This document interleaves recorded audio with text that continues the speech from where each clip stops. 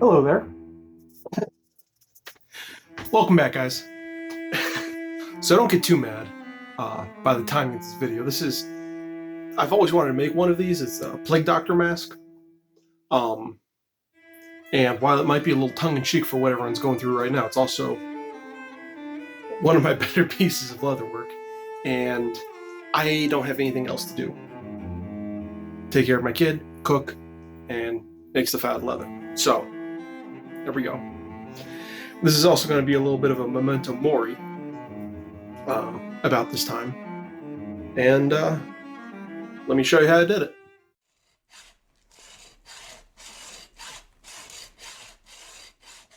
So the first thing to do is take the paper patterns and transfer them to something thicker. For the substrate, I chose cardboard. Now this is slightly heavier cardboard than you probably need, but it's what I had available. A lot of these projects are just what I have available at the time. So you also don't want to use wood glue. That's all I had. Here we go. I let that dry overnight just to keep everything from warping and to flatten back out, and then I cut it out with a nice new razor blade. I cannot emphasize enough the need for a nice, sharp, new razor blade as often as possible during this project.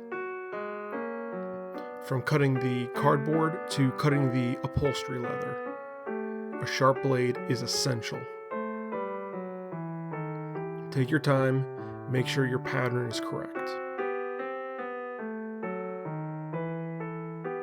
I'd like to take a moment here to thank all of my Patreons over at patreon.com. It's in large part of their support that I'm able to bring this content to you. Their donations help me pay for materials, new tools, rent, and help support my family as a whole. So if you think what I do is worth more than just a like or subscribe, go over to patreon.com/Knightsmith and sign up. Even $1 a month really helps.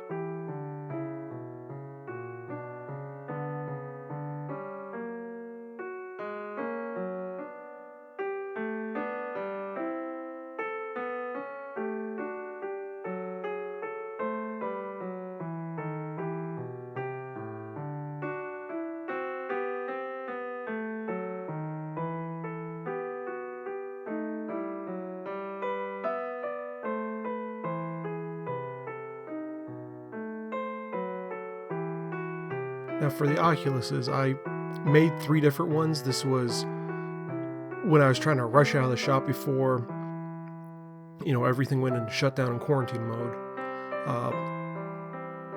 I chose to use Lexan because I had either Lexan or acrylic. Lexan's a little bit thinner, a little bit lighter, and way stronger. And for the size, I just used the bottom of a Type Bond bottle. For the punches, let me see on sizing here. For the breath hole punches, I used a 5/32 or 4mm punch. And for the bulk of the rest of the holes, I used a 5/64. For all these inside punches, I had to use a hand punch. There's no other way to, around it. But I really did have to splurge and go and order a rotary punch, because using a hand punch like that is a great way to make enemies of all your neighbors.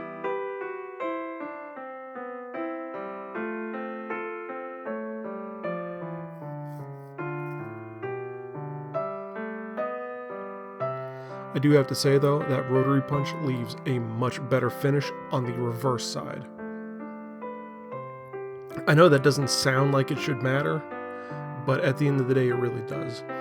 And what I did here is, once I got everything, cut out, I taped the leather to the back of the pattern.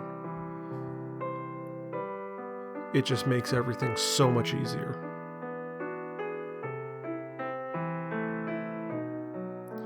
And for some reason, a lot of the little nibs didn't detach after punching the holes. So since this is such lightweight leather, if you're going to be doing it with an upholstery leather or garment leather, I really wouldn't do it with garment leather. But if you are, upholster your garment, make sure to secure it as often as you can around the perimeter.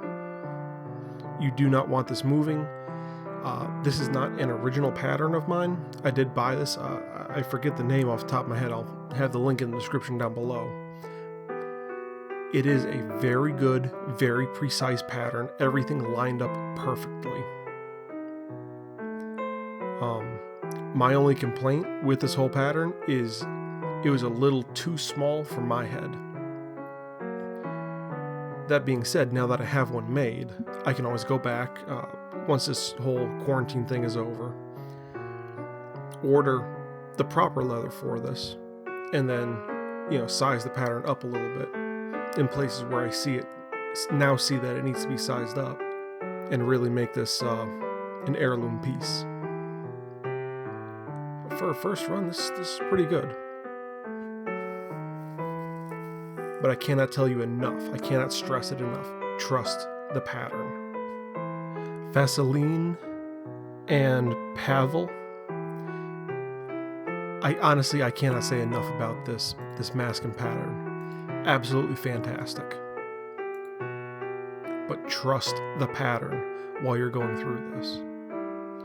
Here's a little interesting history about the Plague Doctor mask. While this was one variant, and this is what was documented most often, it probably wasn't the average mask. It was probably stylized, and then people made these patterns based off that stylization. The prevailing thought at the time were diseases and sickness were caused by miasma, which in short is just bad smell. And if you think about it for a moment, it kind of makes sense, because disease does put off an odor. Rot puts off an odor. So while they weren't correct, they were kind of on the right track. So these masks with the long beak, what plague doctors would do is stuff them full of herbs and nice smelling things and breathe that in all day to help protect them from the miasma. Now a note about this, I got this grommet maker here from Harbor Freight. No idea how much it costs. But I always thought that this would look a lot better than just having blank holes. In a point of procedure, when I'm putting these in, I alternate every other one just in case I run out of the same color. The sewing kit that my sister-in-law bought me last year, or the year before Christmas, came with 3 different colors thread: white, brown, and black. For this nice bone white leather, I had to go black. Now there's several ways to lace this center section up and several different orientations. I chose the X on the outside. You could do the X on the inside and have straight lines on the outside. I think the X looks a little bit cooler. But back to the Plague Doctor. Their outfits and their get-ups probably did end up protecting them a lot more than what you would think now is, stupid miasma. That's not how things work. True, but if you remember history, your history lessons, the bubonic plague was spread by fleas that were on rats. They didn't know this at the time, but these plague doctors were covered head to toe. In doing such, they probably did end up protecting themselves. Now here, I slowed this down to show you a nice little trick for securing your thread. Once you fit it through the eye, it might take a little bit of doing. I was also a little clumsier than usual because I was behind the camera instead of just having the camera over my shoulder. So once you finally get it threaded through the eyelet, you try your best to flatten a small section and then feed the needle through that section. This is a blunt needle, so I'm not stabbing myself. I'm just trying to work it through the thread.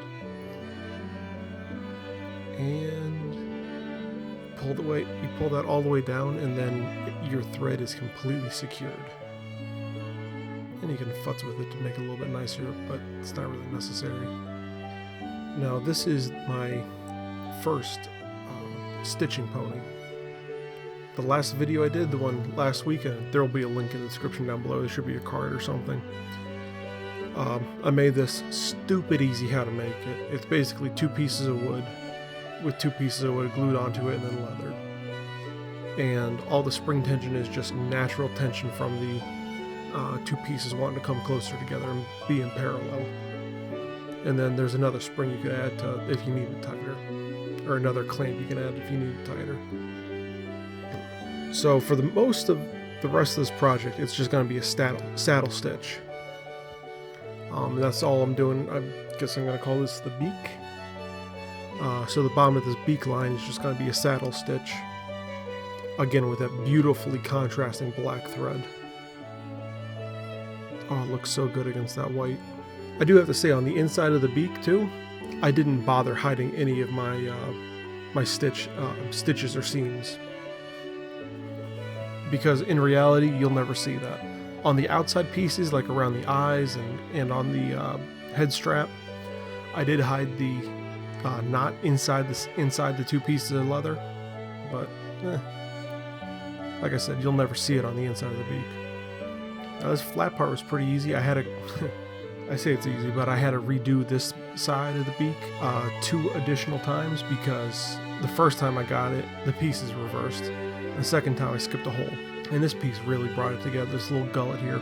I didn't think it'd work as well as it did, but it really brought that whole bottom of the neck piece together. I think on mine I'm going to make this larger and out of a thinner weight, so I get more flex and more coverage. Now into the top of the beak. For this one, I decided to do that same that same crossover pattern that I did on the underside of the beak. I just think that diamond pattern looks so much more striking, and it's more fitting for the top of it, whereas the saddle stitch creates a nice straight line along the bottom of that beak jawline there. So it's a bit of an aesthetic choice, really, because there's no real strength needed in this whole thing. So it's just pure aesthetics at this point.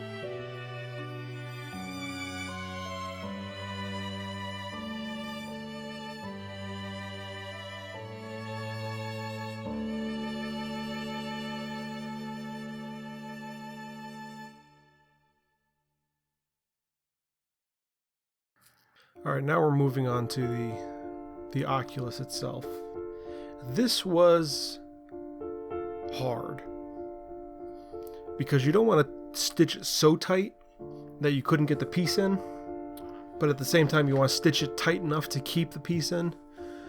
So it was a weird balance, and then actually getting the lens in was a huge pain in the butt.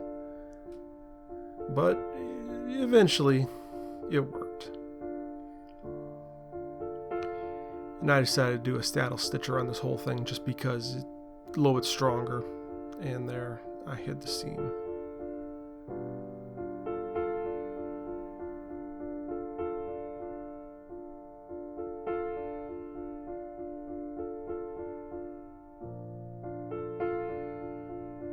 And onto the other side.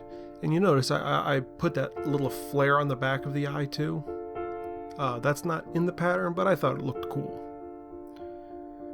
and would probably give a little extra strength, since you're going to be pulling on that, and this is only upholstery, chrome tan leather.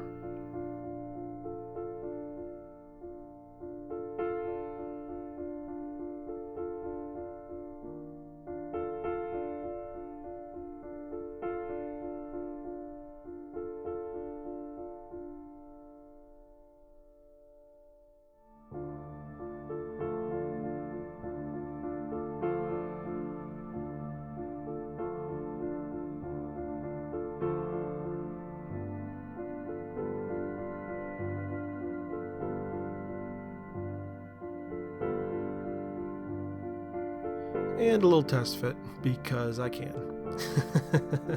So my wife wouldn't let me cannibalize one of her belts,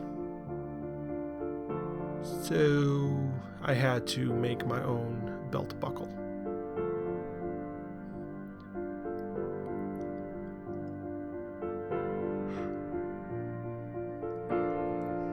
Now it's been about 2 years since I had to make one, so it was a little bit more difficult. And so I eventually came back and just made a second one just because I could make it better. Also, the first strap I made was a little too short for my head, so I had to come back and make another one. that was about 25 inches long. The first one was only, let me measure it here for you. First one was only 12 inches long.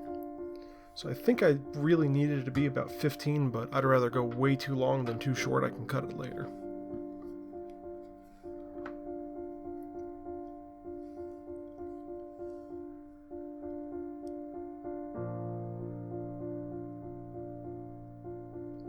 For these little tabs, I'm just cutting out little pieces of scrap that were left behind from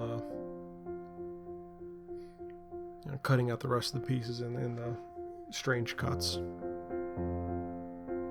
The thing about getting the leather like I did, and this is far from the first time I've gotten leather like this, the pieces are kind of unpredictable, and they're kind of small, so that, you know, however big a couch cushion is pretty much the biggest size you're going to get doing this method, which is just skinning old, upholstery. By that I mean taking a razor blade, cutting it off and ripping it and doing the best you can. But it's free leather. And it's usually pretty decent quality.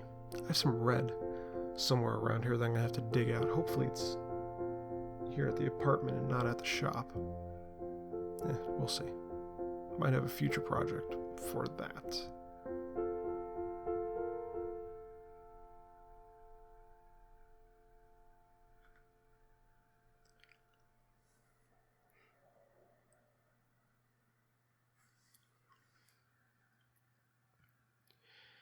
And I will be doing a tutorial on how to build a belt buckle from scratch in the future.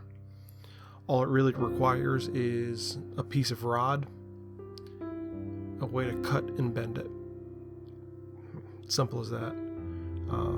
For most of the ones I make them out of old metal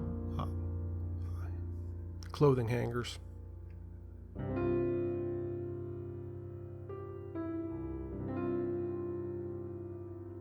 Always better with metalworking equipment, but you can get by if you really need to.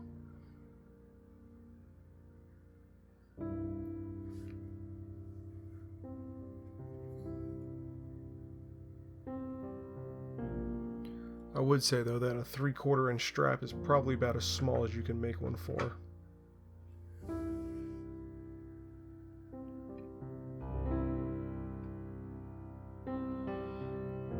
And for these side pieces, I'm just going and hammering the seams a little bit just to make it a little prettier. Because why not?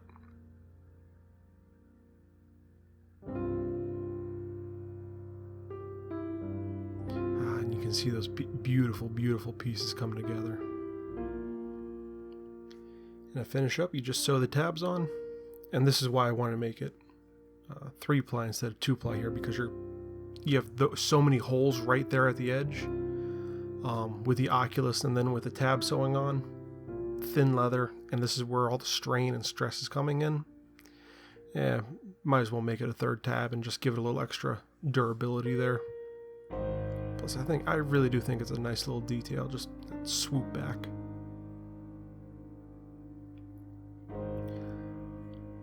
With this pattern and this mask, I am honestly very surprised with how much vision you retain.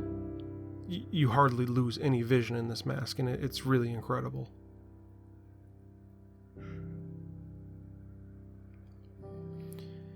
And there I am remaking the strap.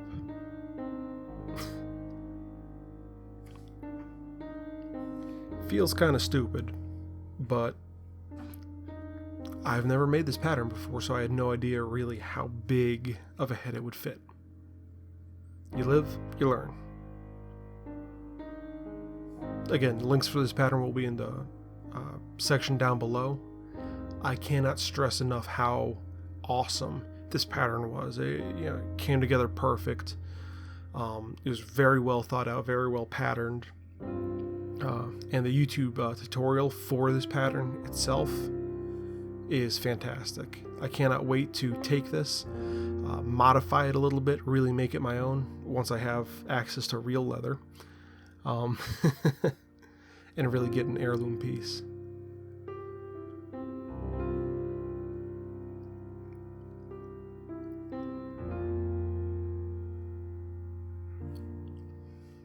I do have to say, special thanks to my Patreons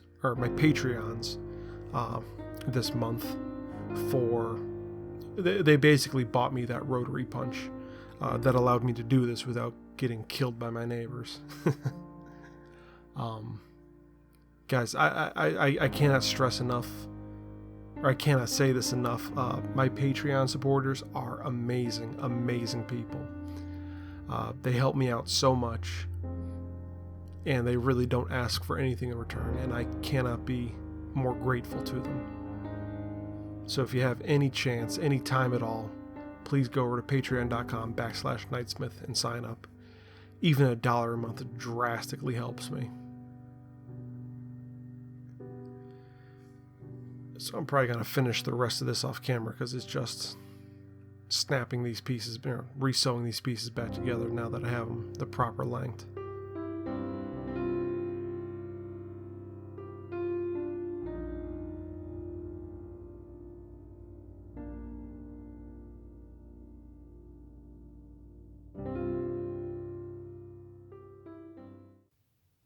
So guys, what'd you think? This was super fun. I learned a lot on this project. Actually, the vision out of these, I thought it was going to be horrible. Fantastic.